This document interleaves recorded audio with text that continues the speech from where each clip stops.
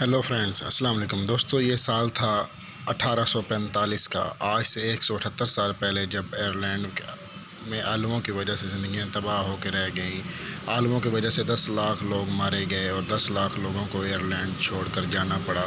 یہ سارا واقعہ کیا تھا آپ اس ویڈیو میں سب کچھ جانیں گے دوستوں۔ سب سے پہلے تو آئرلینڈ کے متعلق بات کرتے ہیں۔ آئرلینڈ کے دو حصے ہیں، ایک ریپبلک آف آئرلینڈ اور ایک نارتھرن آئرلینڈ۔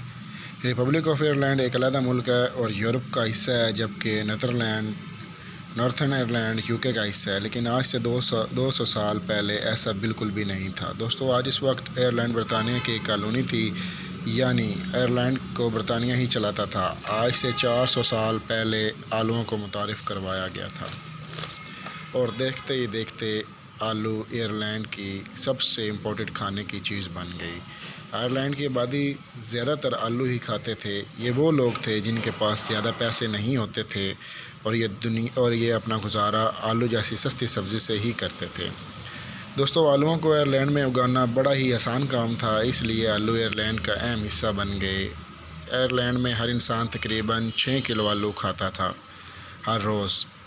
آئرلینڈ کی شدید سردی میں تو ان کا گزارا ہی آلووں پر ہی ہوتا تھا۔ کہتے ہیں کہ آئرلینڈ کا 80% گزارا آلووں پر ہی ہوتا ہے دوستوں۔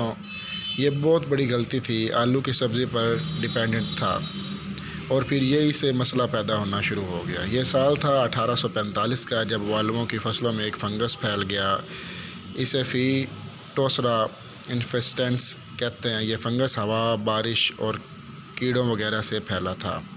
اس کی وجہ سے آلو اندر سے کالے پڑ جاتے تھے۔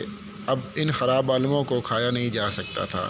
اگر ان کو پکایا بھی جاتا تو ان سے اتنی اسمیل آتی تھی کہ ان کے پاس بیٹھنا بھی مشکل ہوتا تھا۔ جو لوگ ہمت کر کے ان آلووں کو کھاتے تھے وہ بیمار پڑ جاتے تھے دوستو۔ آلو خراب ہونے کی وجہ سے آئرلینڈ میں لوگوں کی زندگیاں شدید متاثر ہوئیں اور آئرلینڈ میں قحط پڑ گیا۔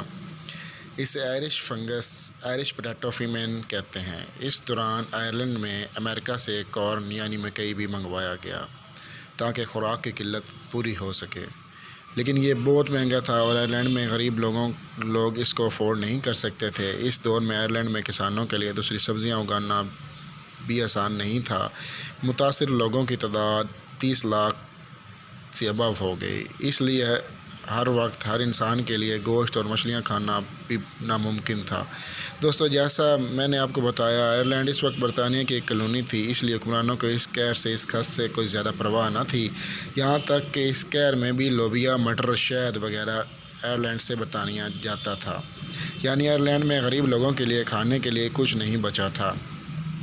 1847 میں برطانیہ میں فوڈ کچن بھی کھولے گئے جہاں لوگوں کو کھانا کھلایا جاتا تھا، لیکن ان کو بھی جلد ہی بند کر دیا گیا دوستو۔ یہ قہر 7 سال تک جاری رہا۔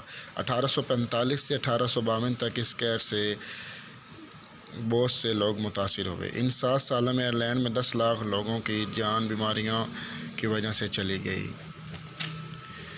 لوگوں کے پاس پیسے ختم ہو چکے تھے۔ آئرلینڈ میں چوریاں عام ہو گئیں دوستو۔ تقریباً 10 لاکھ لوگ آئرلینڈ چھوڑ کر دوسرے ملکوں میں آباد ہونا شروع ہو گئے۔ اس قہر سے آئرلینڈ کو تباہ کر کے رکھ دیا۔ 1852 میں آئرلینڈ میں آلو پھر ٹھیک طرح سے اگنے لگا تو یہ قہر ختم ہونا شروع ہو گیا، لیکن آئرش لوگ سمجھ گئے تھے ایک سبزی پر ڈیپینڈنٹ ہونے کی ان کی بہت بڑی قیمت ان کو ادا کرنا پڑی ہے۔ آئرش پوٹیٹو فیمین کو آج بھی تاریخ کا سب سے بڑا ہولناک حادثہ مانا جاتا ہے۔